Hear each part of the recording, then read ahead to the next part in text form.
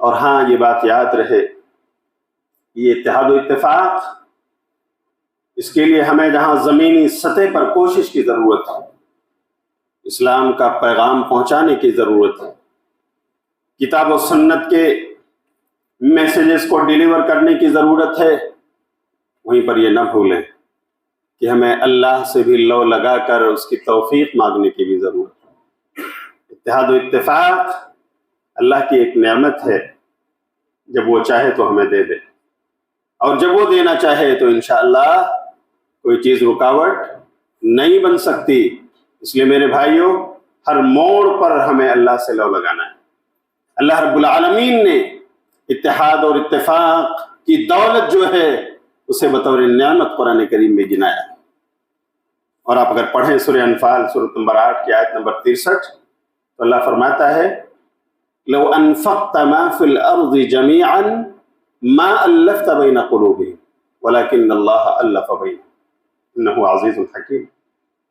اے نبی، یہ جو آپ مدینے کی سرزمین دیکھ رہے ہو نا، جہاں اوس اور خزرج کے قبیلے ایک زمانے سے برسر پیکار تھے، آپس میں ایک دوسرے کا خون کیا کرتے تھے، ان کی تلواریں میان سے باہر آ جایا کرتی تھی۔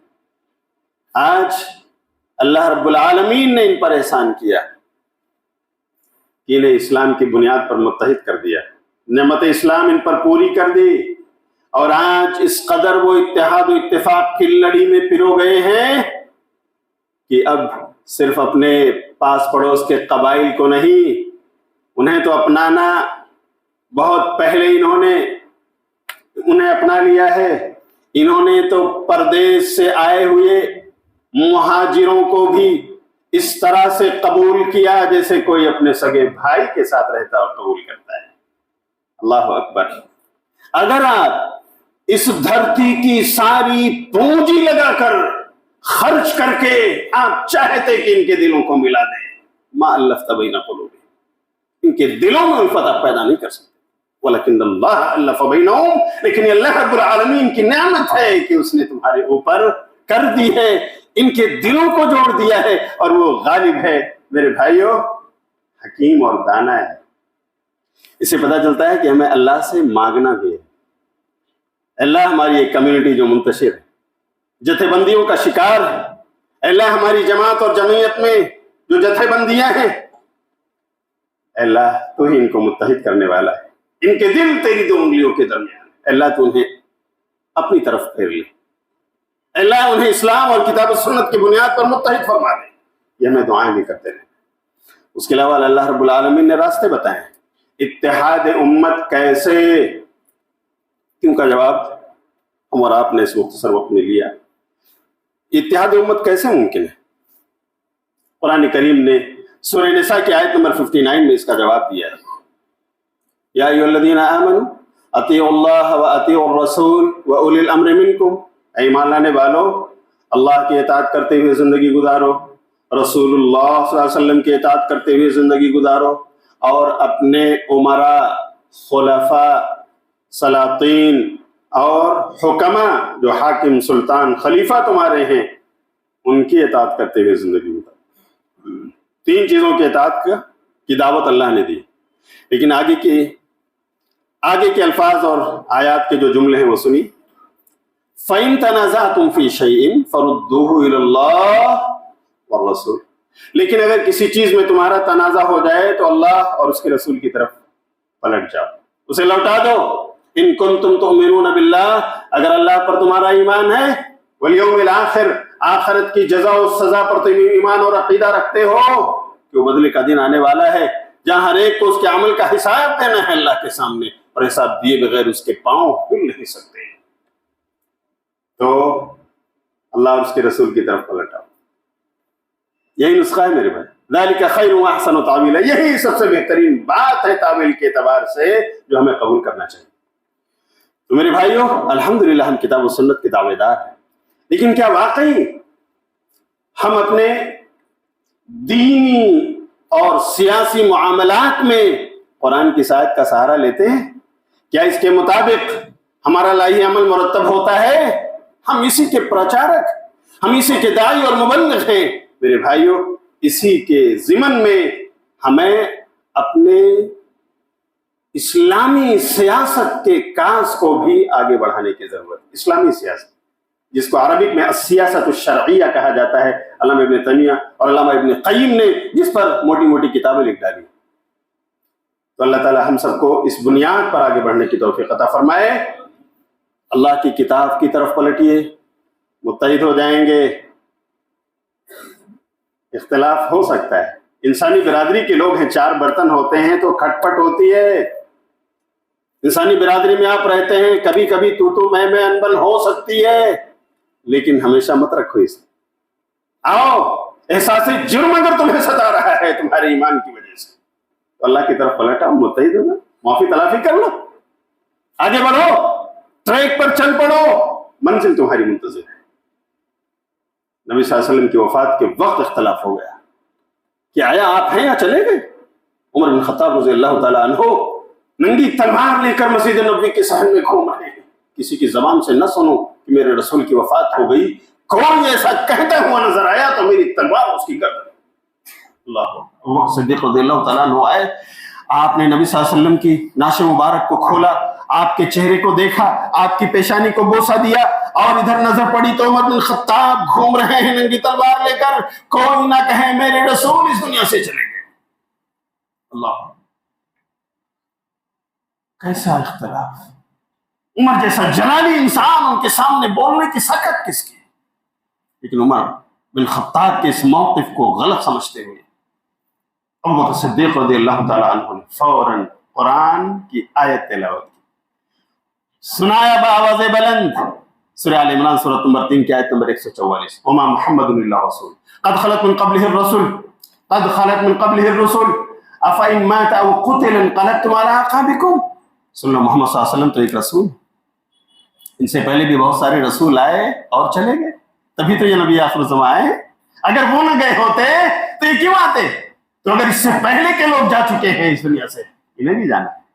افإن ماتا، تو اگر یہ نبی موت کا جام پی لے، او قتلا، یا میدان کارزار میں شہید کر دیا جائے، انقلبتم علی اعقابکم، تو اپنی ایڑیوں کے بل پلٹ جاؤ گے، مرتد ہو جاؤ گے، نہیں مانو گے کہ رسول اس دنیا سے کیوں گئے. ماننا چاہیے. قرآن کی آیت نے للکارا حضرت عمر فاروق کو، اور دوسری آیت اس کے بعد فوراً تلاوت کی سورہ زمر کی آیت نمبر 30. انک میت وانہم میتون، اے نبی آپ بھی موت کا جام پینے والے ہو جیسے دوسرے لوگ موت کا جام پی رہے ہیں. عمر بن خطاب رضی اللہ تعالیٰ عنہ کے کانوں سے یہ آیات ٹکرائی. He collapsed upon the earth with his sword. اپنی تلوار لیے کھڑے تھے، کولیپس ہو گئے، بیٹھ گئے. ابو بکر مان گیا. ابو بکر، مجھے لگا کہ یہ آیتیں ابھی میری کانوں نے سنی، ابھی آیتیں گویا اتری ہیں، میں نے سنا جیسے نہیں تھا. ابو بکر مان گیا. اللہ اکبر. اختلاف ختم، رسول کی طرف پلٹ جاؤ، متحد ہو جاؤ گے. نبی صلی اللہ علیہ وسلم کے وفات ہی پر دوسرا اختلاف یہ ہوا کہ آپ کا خلیفہ کون ہو، جانشین کون ہو، یہ حق کس کا ہے. انصاری لوگ آئے، کہا ہمارے سعد یہ ہمارے کینڈیڈیٹ، ان کو ہم امیر بنا رہے ہیں. مہاجرین کی تمنا تھی کہ یہ تو ہمارا. آخر انصار و مہاجرین میں تو میں آپسی جھڑپ اس قدر تھی کہ یہ ہمارا حق ہے، نہیں ہمارا حق ہے. کہ میرے بھائی یہاں تک بات آئی کہ ایک تمہارا تو ایک ہمارا، تمہارا امیر تو ہمارا نائب، تمہارا ناظم تو ہمارا اس کا وائس. یہاں تک بات آ گئی. کیا ہوا پھر؟ ابوبکر صدیق رضی اللہ تعالیٰ عنہ معاملے کی نزاکت کو سمجھا. ابھی آپ کی تدفین نہیں ہوئی ہے، آپ کی نعش مبارک رکھی ہوئی ہے، لیکن اختلاف اور انتشار کو دیکھا. ابوبکر صدیق رضی اللہ تعالیٰ عنہ نے لوگوں سے کہا دار الندوہ میں جمع ہو جاؤ. لوگ کھچا کر بھر گئے. ابوبکر صدیق رضی اللہ تعالیٰ عنہ کھڑے ہوئے، اللہ کی حمد و ثنا بیان کی، نبی پر درود بھیجا اور کہا لوگوں ایک حدیث رسول صلی اللہ علیہ وسلم میں آپ کو سنانے کے لیے یہاں پر اکٹھا کیا، سناؤ. میرے بھائی یہ حدیث صحیح الجامع میں موجود ہے، 5757 نمبر کی حدیث ہے، صحیح ہے. وہ کہتے ہیں لوگوں اللہ کے رسول بیان فرما رہے تھے اور میرے یہ دونوں کان سن رہے تھے. آپ نے کہا الائمۃ من قریش، نبی کا ارشاد ہے امام لیڈر قریش میں سے ہو. سبحان اللہ. 3 الفاظ کا یہ جملہ قول رسول فرمان میں نبوی لوگوں کی کانوں سے ٹکرایا، سارے لوگ سرنڈر ہو گئے. वो अंसार जो उठे थे कि हमारा अमीर तुम्हारा नायब या तुम्हारा अमीर हमारा नायब, सरेंडर हो गए सबके सब। उमर बिन खत्ताब उठे और कहा अबू बकर अपना हाथ लाओ, आप हमारे अमीर हो, आप कुरैशी हो, आप खलीफतुर रसूल हो, आपसे बढ़कर अजीम इंसान कौन हो सकता है? नबी के मरजुल मौत में अगर उम्मत की इमामत किसी को मिली है तो अबू बकर आप हो। यार गार बनने का शर्फ किसी को मिला है तो अबू बकर आप हो। अबू बकर आप वो शख्सियत हो कि रसूल ने कहा मैंने इस दुनिया के तमाम मोहसिनों का एहसान करने वालों का बदला तो चुका दिया है, एक शख्सियत है जिसके एहसान का बदला मैं नहीं दे पाया हूँ। मुझे उम्मीद है कि कल क़यामत के दिन मेरा रब है अता फरमाएगा, और वो अबू बकर है। अबू बकर हाथ बढ़ाओ। इसलिए तो नहीं मैंने कहा है उमर कि मुझे अमीर चुनो, ये तो हदीस रसूल सुना है, नहीं आप ही मुस्तहिक। बैत कर ली, सारे लोग अंसार और मुहाजिरीन खड़े हो गए। मेरे भाइयों, सबने आपको मुत्तफका तौर से इमाम तस्लीम कर लिया। आओ रसूल की तरफ पलट आओ, हदीस रसूल की तरफ मसले का हल है, मुत्तहिद हो जाएंगे हम। मेरे भाइयों, यही सहाबा इकराम का वतीरा था और इसी की दावत अल्लाह रब्बुल आलमीन ने दी, इसी की दावत प्यारे रसूल ने दी। जामे तिर्मिज़ी की हदीस सुनाकर खत्म करता हूँ। 2676 नंबर की हदीस है। नबी सल्लल्लाहु अलैहि वसल्लम फरमाते हैं कि अपने अमीर की इताअत करो। व इन काना अब्दन हबशियन, कोई वह हबशी गुलाम भी अगर तुम पर मुकर्रर हो जाए जो बासलाहियत हो, बाअज़्म हो, बाहौसला हो, उसके अंदर लीडरशिप हो, उसकी भी इताअत करो। और सुन लो, फ़इन्नहु मन यअश मिनकुम बअदी फसयरा इख्तिलाफन कसीरा, तुम में से जो लोग मेरे बाद जिंदा रहेंगे बहुत सारे इख्तिलाफ और इंतशार के हालात देखेंगे। ये उनकी आंखों की से नजर आएगा। क्या करो? इख्तिलाफ और इंतशार से कैसे निकलो, उसका नुस्खा नबी सल्लल्लाहु अलैहि वसल्लम बताया। फ़अलैकुम बिसुन्नती व सुन्नतिल खुलफ़ाइर राशिदीन अल महदीय्यीन मिन बादी, तो ऐसे में तुम मेरी सुन्नत को ढूंढो, लाजिम पकड़ो, मुत्तहिद हो जाओगे, इंतशार से बच जाओगे। और मेरे खुलफाए राशिदीन जो हिदायत याफ्ता हैं मेरे बाद अगर वो हैं तो उनकी सुन्नत को ढूंढो और लाजिम पकड़ो, मुत्तहिद हो जाओगे। मेरे भाइयों, आज जमीयत और जमात की बात को हमने मौजूदा हिंदुस्तान की पॉलिटिक्स की तरह बना दिया है।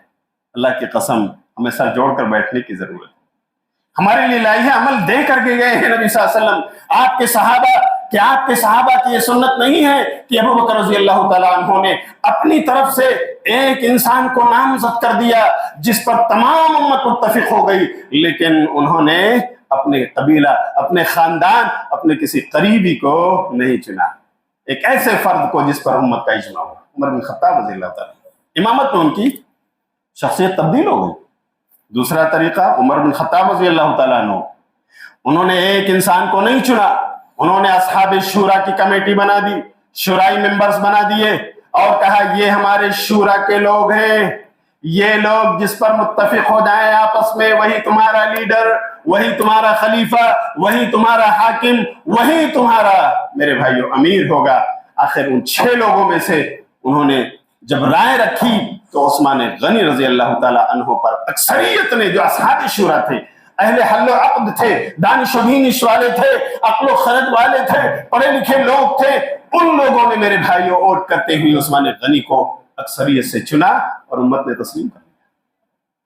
बोलो है या नहीं? हमें इस मामले को हल करने के लिए बहुत आसानी, प्यारे रसूल का उसवा, प्यारे रसूल के प्यारे सहाबा का उसवा हमारे सामने है। अस्हाब शूरा, हर हल्के में मेरे भाइयों शूराई कमेटी हम बना ले, जो पढ़े लिखे लोग हों, दानिश व बीनिश वाले हों, अहले हल्ल अक़्द हों, होश व खरद रखने वाले लोग हों, दीनी मिजाज और मैलान उनका हो, उन्हें चुन लिया जाए। इन लोगों को एक जमा किया जाए, हर हल्के के लोग। मिसाल के तौर पर अगर हर हल्के से 2 से 3 मेंबर चुने गए हैं, आपके 10 हल्के हैं, तो अस्हाब शूरा 30 हो गए, 10 into 3 30। ये 30 लोग जो पढ़े लिखे लोग हैं, अस्हाब शूरा हैं, बैठकर इस्लाम की बुनियाद पर, हक गोई की बुनियाद पर किसी बासलाहियत इंसान को अपना अमीर चुन ले, मामला खत्म। कहाँ इख्तिलाफ की बात है? कहाँ इस गंदी पॉलिटिक्स में जाने की जरूरत है? कहाँ हमें इन कोर्ट और कचहरियों के चक्कर लगाने की जरूरत है? मेरे भाइयों, क्या कुरान और सुन्नत काफी नहीं? आओ इसी को लाइए अमल, अगर मानते हो तो इसी पर चलो, अमली इक़दाम करो। अल्लाह की कसम, ये आवाम तुम्हारे पीछे चलेगी और तुम्हारा ये रेला जिस तरफ बहेगा اس طرف لوگ سرنڈر ہوتے ہوئے نظر آئیں گے۔ اللہ تعالی ہمیں قرآن و سنت کی بنیاد پر اپنی کمیونٹی کو متحد اور متفق کرنے کی توفیق عطا فرمائے، آمین۔ ان اللہ وملائکتہ یصلون علی النبی یا ایھا